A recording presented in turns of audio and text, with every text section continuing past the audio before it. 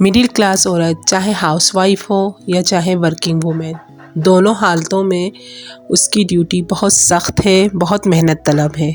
अस्सलाम वालेकुम, आप देख रहे हैं सिंपल लाइफ सॉल्यूशन। कैसी है मेरी यूट्यूब फैमिली? उम्मीद करती हूँ बहुत अच्छी होगी और रमज़ान मुबारक की रहमतों से फैज़याब हो रही होगी। और मैं 3 दिन तक ब्लॉग नहीं डाल सकी।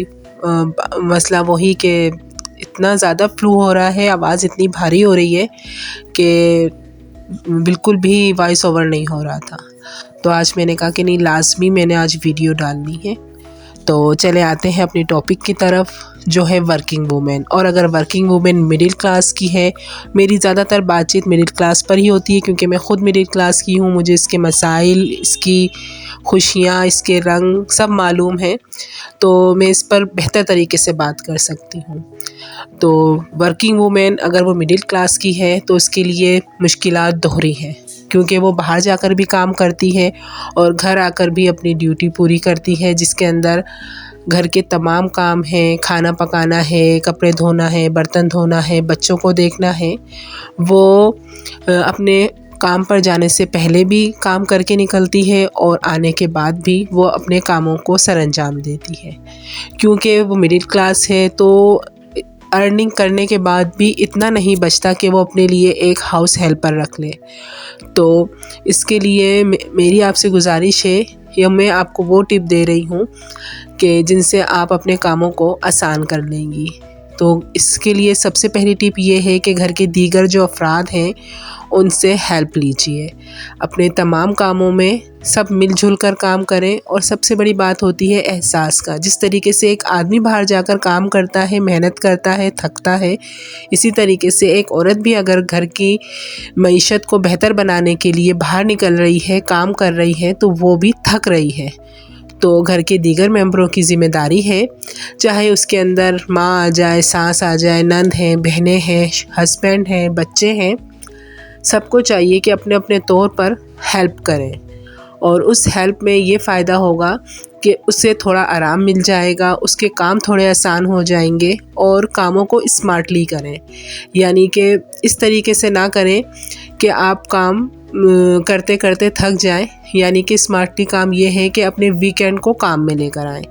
वीकेंड को काम में लेकर आएंगी आप, तो उससे आपको ये फ़ायदा होगा कि आपका पूरा वीकेंड बहुत सुकून से और बहुत आराम से गुजरेगा।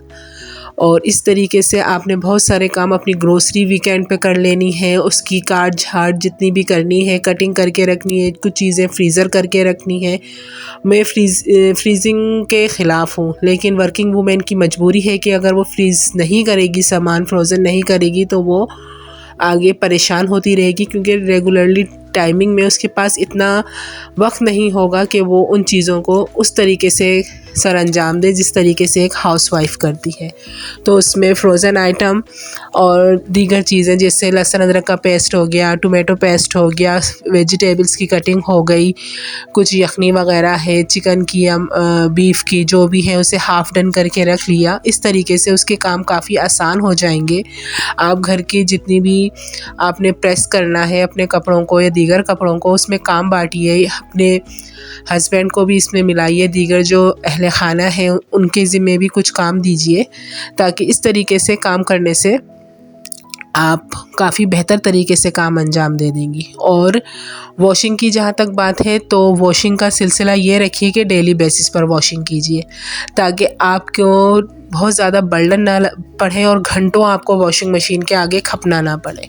डेली टू डेली अगर आप वॉशिंग करेंगी तो आप मुश्किल से 15 से 20 मिनट लगेंगे आपको, आप डेली वॉशिंग से फारिग हो जाएंगी। तो इस तरीके से आपके ऊपर बर्डन कम पड़ेगा। ये तो हकीकत है कि बाहर काम करने के बाद आकर इंसान बहुत ज़्यादा थक जाता है। जिस तरीके से एक मर्द थक जाता है, इसी तरीके से एक औरत भी थक जाती है। लेकिन औरत घर पे आकर भी अपने बच्चों को देखती है। अगर वो ज़्यादा पढ़ी लिखी है और बाहर जॉब भी कर रही है, तो फिर यूँ समझ लीजिए कि वो बच्चों को ट्यूशन भी अपने खुद देती है आकर, कि अपने बच्चों का होमवर्क करवाना, उनको देखना, उनकी स्कूलिंग का सारी ज़िम्मेदारी भी औरत के ऊपर ही होती है। वो सब कुछ देखती है। तो इस सिलसिले में उसकी ज़िम्मेदारी बढ़ जाती है। तो फिर मैं वही कहूँगी कि अल्लाह ताला ने औरत को बहुत ज़्यादा सलाहियतों से नवाजा है और उसकी सलाहियतें इतनी हैं कि अगर वो अपनी सलाहियतों को बेहतर तरीके से बरोकार लेकर आए तो हर काम में मैनेजमेंट बहुत अच्छी कर सकती है और हर काम उसी वक्त अच्छी तरीके से सरअंजाम दिया जाता है कि उस टाइम का ख्याल रखा जाए, एक टाइम टेबल बनाया जाए, एक लिस्टिंग की जाए, तो आपके तमाम काम बेहतर तरीके से हो सकते हैं। आपको पता हो कि आज आपने सारा दिन क्या करना है, वरना घंटा 2 घंटा तो इसी बात में ही गुजर जाता है, पकाना क्या है, करना क्या है। आपको सुबह ये पता होना चाहिए कि आपने सारे दिन में कौन कौन से काम सरअंजाम देने हैं। इसके लिए आप अपने मोबाइल ऐप्स में लिस्टिंग कर लें। बहुत सारी ऐप्स हैं जिसके अंदर आप लिस्ट बनाकर रख सकती हैं डेली टू डेली। वैसे अगर वीकेंड पर ये सारे काम कर लिए जाएँ तो बहुत बेहतर होते हैं और डेली टू डेली आप उस पर नज़रसानी कर लें, जो ऐड करना है वो ऐड कर ले हैं, जो आपने काम गैर ज़रूरी आपको लग रहे हैं उसे काट दीजिए। इस तरीके से आपको मालूम होगा कि आपने काम क्या करना है। और सेकंड, आप अपने जो आपकी कुकिंग है वो सबसे ज़्यादा मुश्किल तरीन टास्क होता है, तो आप कुकिंग वीकली पूरी डिसाइड करके रख लें कि आपने क्या क्या बनाना है। ये तो मैं हाउसवाइफ है या वर्किंग वूमेन है, मैं सबके लिए कहती हूँ कि उन्हें जब आप किचन में जा रही हैं तो आपको पता होना चाहिए आपने क्या बनाना है। एक दिन पहले आपकी प्रिपेयर पूरी होनी चाहिए और इससे आपको ये फ़ायदा होगा कि आप काम बेहतर तरीके से और टाइमली अंजाम दे देंगी। और वो तमाम सामान, वो तमाम ग्रोसरी आपके पास मौजूद होनी चाहिए कि अगर आपने चिकन बनानी है तो सबसे पहले चिकन आपके पास होनी चाहिए और उसे बनाने के लिए जितने भी तमाम लवाज़मात हैं वो आपके पास मौजूद होने चाहिए। इस तरीके से आप काम बेहतर तरीके से सरअंजाम दे देंगी। ठीक है। और जनाब, आप अब यहाँ तक मुझे देखते देखते पहुँच गए हैं, मेरे साथ बने रहे हैं आप यहाँ तक, तो प्लीज़ मेरे चैनल को सब्सक्राइब कीजिए, वीडियोस को फ्रेंड्स एंड फैमिली में शेयर कीजिए। और आपको स्क्रीन पे मेरी इंस्टाग्राम की आईडी नज़र आ रही होगी, तो प्लीज़ मेरे इंस्टाग्राम पर भी मुझे फॉलो कीजिए। और मेरी एक वीडियो मैंने वहाँ पर आ गई है, आप प्लीज़ उसे देखिए और मुझे फॉलो कीजिए। और ज़रा बैकग्राउंड में भी आपको मैं दिखा दूं कि वही के सौदा आया है। सौदा तो आता है और वीकली ही मैं कहती हूँ कि ग्रोसरी कर ले तो ज़रा ज़्यादा फ़ायदा हो जाता है। तो साथ साथ अफ्तार की भी तैयारी है।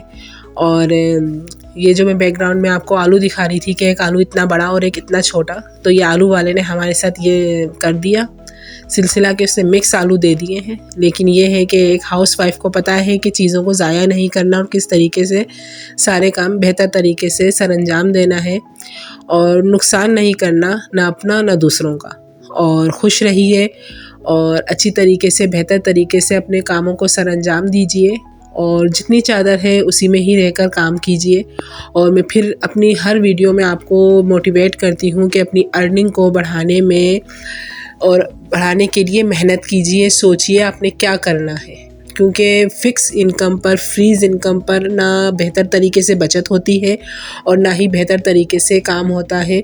इसलिए आज मैंने ये टॉपिक चूज़ करा कि वर्किंग वुमेन पर भी बात की जाए, ताकि वर्किंग वुमेन को भी मोटिवेशनल मिले कि हाँ, हमारे लिए भी कोई सोच रहा है। और यकीन जाने हमारी मिडिल क्लास वर्किंग वुमेन बहुत मेहनत कर रही हैं कि उनको पब्लिक ट्रांसपोर्ट से ही आना होता है, उसी से जाना होता है। घर से निकलने से पहले वो इस बच्चों को स्कूल, हस्बैंड को ऑफिस भेजती हैं। कितनी हैं जो रेंट पर रह रही हैं, रेंट निकालना है। कितनी हैं वर्किंग वुमेन जो अपने घरों, अपने जहेज़ के लिए जॉब कर रही हैं कि वो अपना जहेज़ इकट्ठा कर सके।